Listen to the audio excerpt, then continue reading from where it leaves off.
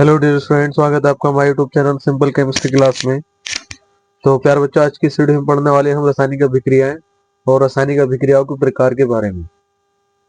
तो यहाँ हम रासायनिक अभिक्रियाएं किसे कहते हैं उसके बारे में पढ़ेंगे, और रासायनिक अभिक्रियाएं कितने प्रकार की होती हैं और उनके उदाहरण, उनकी परिभाषाओं के बारे में पढ़ेंगे।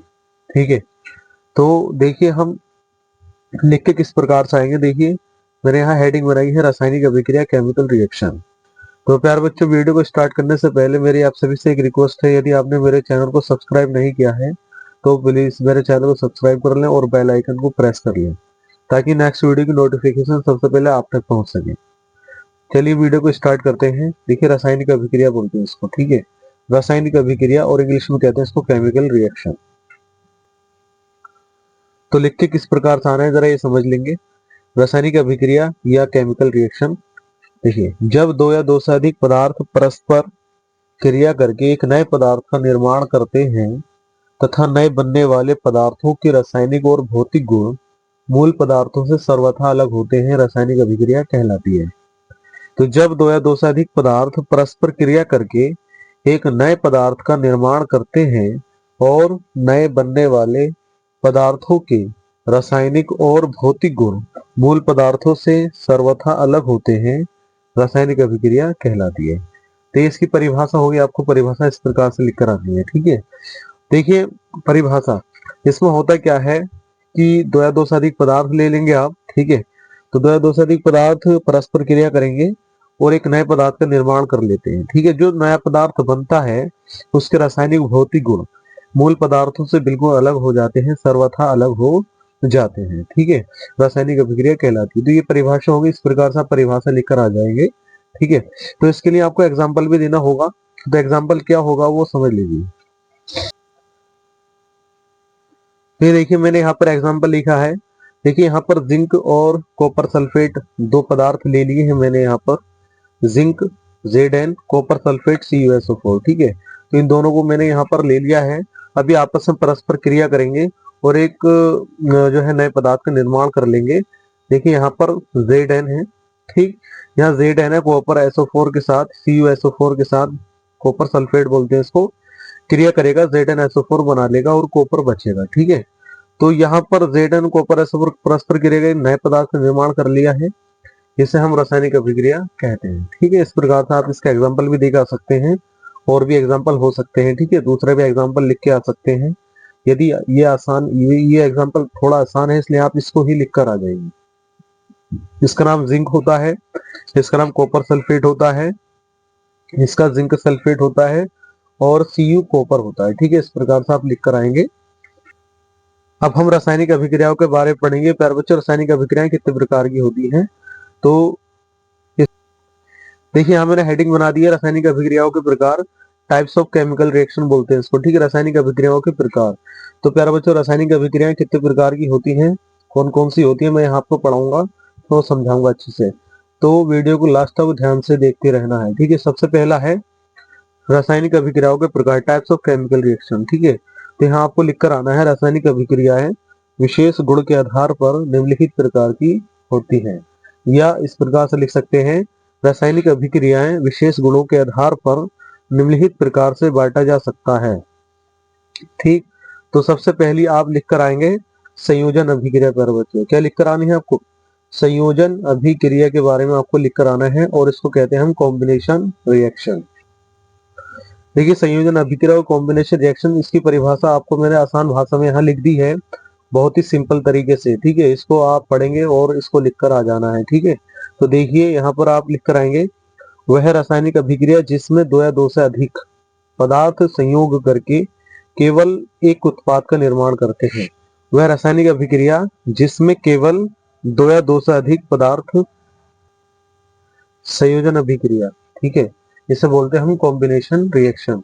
तो कॉम्बिनेशन इंग्लिश में लिखकर आना, तो लिखकर किस प्रकार से आएंगे, वह रासायनिक अभिक्रिया जिसमें दो या दो से अधिक पदार्थ संयोग करके केवल एकल उत्पाद का निर्माण करते हैं, संयोजन अभिक्रिया कहलाती है। ठीक है, वह रासायनिक अभिक्रिया जिसमें दो या दो से अधिक पदार्थ संयोग करके केवल एकल उत्पाद का निर्माण करते हैं, संयोजन अभिक्रिया कहलाती है। इस प्रकार से आपको लिखना है। देखिए फिर दोबारा समझेंगे। वह रासायनिक अभिक्रिया जिसमें दो या दो से अधिक पदार्थ संयोग करके केवल एकल उत्पाद का निर्माण कर लेते हैं, संयोजन अभिक्रिया कहलाती है। अब हम इसके एग्जाम्पल के बारे में पढ़ेंगे कि एग्जाम्पल आपको किस प्रकार। ये देखिए मैंने यहाँ एग्जाम्पल दिया है, इसके दो एग्जाम्पल मैंने आपको बताऊंगा और दोनों बहुत आसान एग्जाम्पल है, आपको एक बार में याद हो जाएंगे। यहाँ अमोनिया है और यहाँ HCl है। इसको अमोनिया बोलते हैं और इसको हाइड्रोजन क्लोराइड बोलते हैं। ठीक है, ये आपस में क्रिया करेंगे और एक उत्पाद का निर्माण कर लेंगे। ठीक है, केवल एक ही उत्पाद का निर्माण होगा, यहाँ पर दूसरा उत्पाद का निर्माण नहीं होगा, ये बात याद रखना। ठीक है, केवल एकल उत्पाद का निर्माण होगा संयोजन अभिक्रिया के अंदर। देखिए अमोनिया HCl, देखिए यहाँ पर नाइट्रोजन है और हाइड्रोजन कितने हैं, 4 हैं, तो NH4 हो जाएगा, Cl इसका आगे लग जाएगा तो NH4Cl हो जाएगा। ठीक है, NH3HCl इक्वल टू NH4Cl और इसे बोलते हैं अमोनियम क्लोराइड। ये पहला एग्जाम्पल हो गया। दूसरा एग्जाम्पल CO प्लस Cl2, बस आपको जोड़कर लिख देना है, बहुत आसान रिएक्शन है। CO को Cl2 के साथ जोड़ दो तो क्या बन जाएगा, COCl2 बन जाएगा। ठीक है, इस प्रकार से आपको अब इसके नाम भी लिख देने हैं आपको। कार्बन मोनोक्साइड, इसको कहते हैं कार्बन मोनोक्साइड, इसे कहते हैं क्लोरीन और इसे कहते हैं कार्बोनिल क्लोराइड का बच्चों। तो इस प्रकार से आपको लिख कर आ जाना है। ठीक, तो पहली अभिक्रिया हो गई संयोजन अभिक्रिया, इस प्रकार से आप संयोजन अभिक्रिया को लिख कर आएंगे। अब दूसरा हम पढ़ते हैं वियोजन अभिक्रिया किसे कहते हैं। तो चलिए स्टार्ट कर लेते हैं, वियोजन अभिक्रिया के बारे में हम पढ़ लेते हैं। क्या वियोजन अभिक्रिया को हम इंग्लिश में डिकम्पोजिशन रिएक्शन बोलते हैं। क्या बोलते हैं, डिकम्पोजिशन रिएक्शन बोलते हैं प्यारे बच्चों। लिखकर किस प्रकार से आना है ये देख लो। वह रासायनिक अभिक्रिया जिसमें कोई यौगिक बाह्य कारकों द्वारा अपने अवयवी तत्वों या लघु यौगिकों में अपघटित हो जाता है, वियोजन अभिक्रिया कहलाती है। इसमें होता क्या है कि वह रासायनिक अभिक्रिया जिसमें कोई यौगिक बाह्य कारकों द्वारा अपने अवयवी तत्वों या लघु यौगिकों में अपघटित हो जाता है, वियोजन अभिक्रिया कहलाती है। इस प्रकार से आपको लिख कर आना है। ठीक है, तो ये परिभाषा देखिए यहाँ पर CaCO3 equal to CaO plus CO2 हो जाएगा।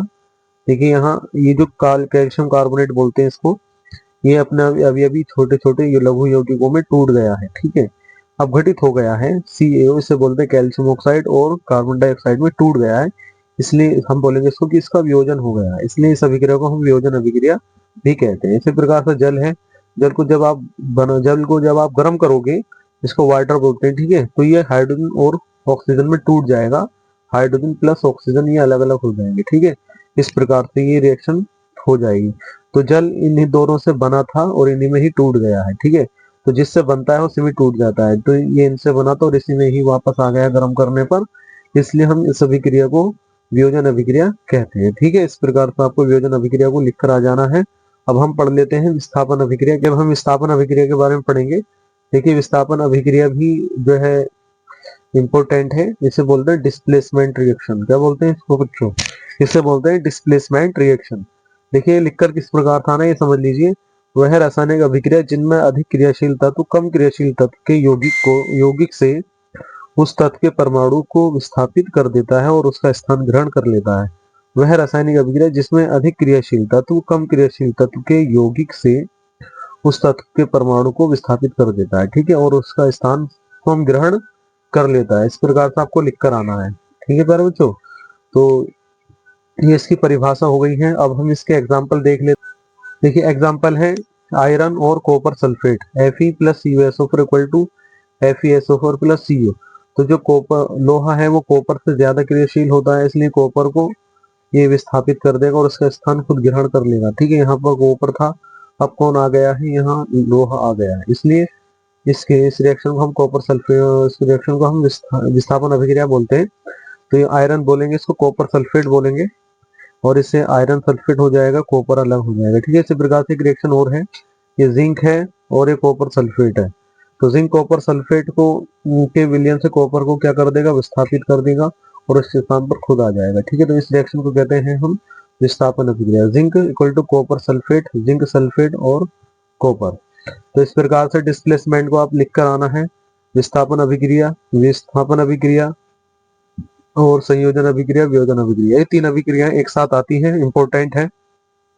यदि आप इन्हें तैयार कर लेते हो अच्छे से तो आप जो है लिख कर आ सकते हो। ठीक है, तो इस प्रकार से आपको लिख कर आना है ये, इसी प्रकार से।